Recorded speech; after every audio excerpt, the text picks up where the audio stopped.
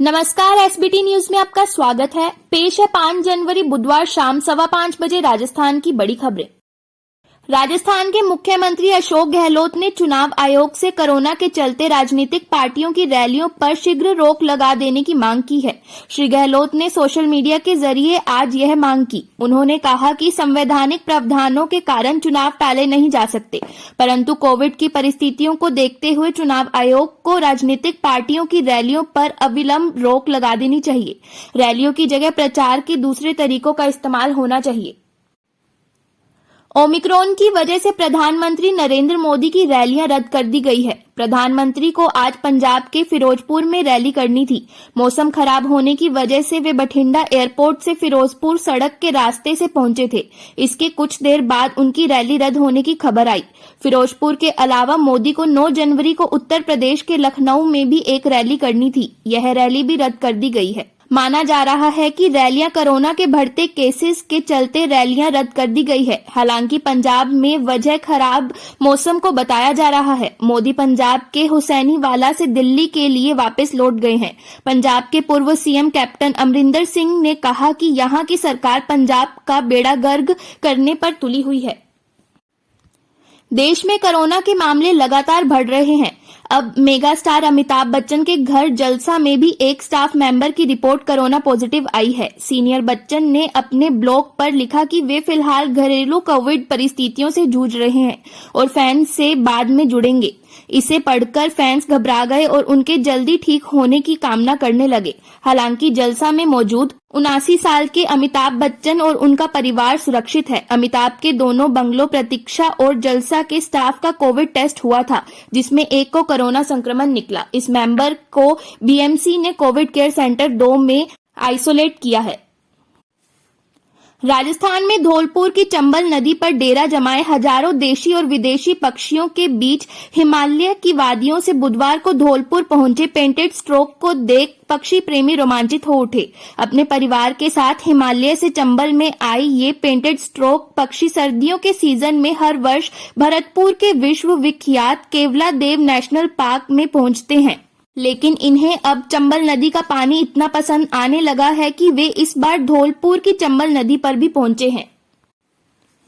दिल्ली के health minister Satyendra Jain ने कहा है कि राजधानी में कोरोना की तीसरी लहर आ चुकी है। यहां कोविड वॉर रूम को एक्टिव कर दिया गया है। इसमें एक्टिव पेशेंट्स, बेड्स और ऑक्सीजन के बारे में अस्पताल वार डेटा रखा जाएगा। सभी कोविड सैंपल्स की जीनोम सीक्वेंसिंग संभव नहीं है। फिलहाल केवल 300 से 400 सैंपल की ही सीक्वेंसिंग की जा रही है। हेल्थ मिनिस्टर ने राजधानी में बुधवार को करीब 10,000 नए संक्रमित मिलने की आशंका जताई है।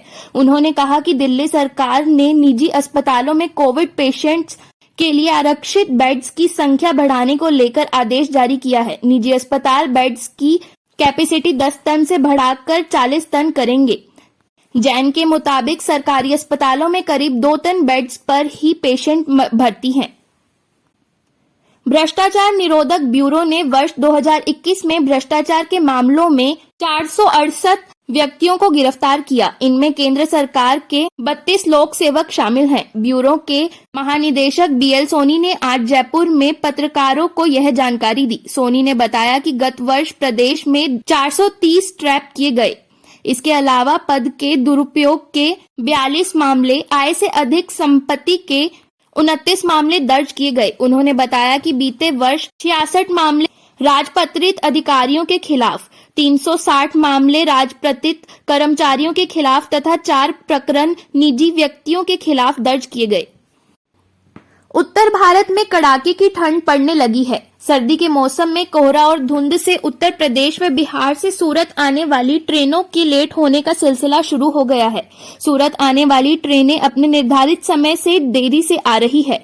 ये ट्रेनें अपने निर्धारित समय से 5 से 6 घंटे की देरी से आ रही है। मंगलवार को सूरत आने वाली बरौनी अहमदाबाद एक्सप्रेस अपने निर्धारित समय से 5 घंटे की देरी से पहुंची। 26 सितंबर को आयोजित रीट अध्यापक पात्रता परीक्षा का विवाद है कि थमने का नाम ही नहीं ले रहा है।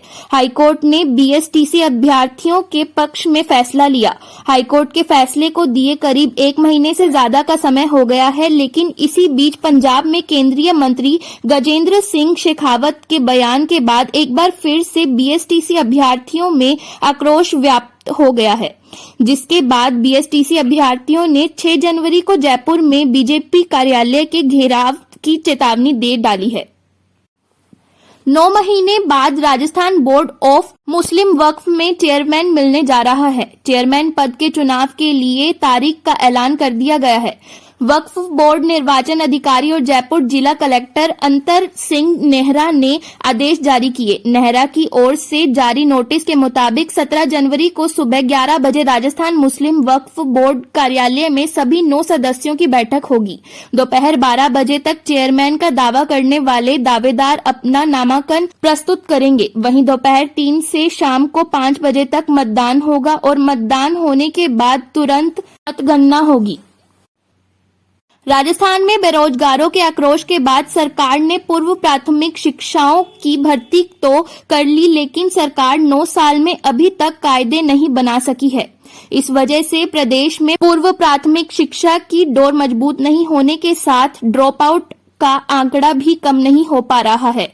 हालत यह है कि प्रदेश में फिलहाल पूर्व प्राथमिक शिक्षकों का आंगनबाड़ी केंद्रों के बच्चों को पढ़ाने का जिम्मा दे रखा है, जबकि सरकार ने इस बजट में महात्मा गांधी अंग्रेजी मीडियम स्कूल में पूर्व प्राथमिक शिक्षा संचालित करने का ऐलान भी कर दिया है।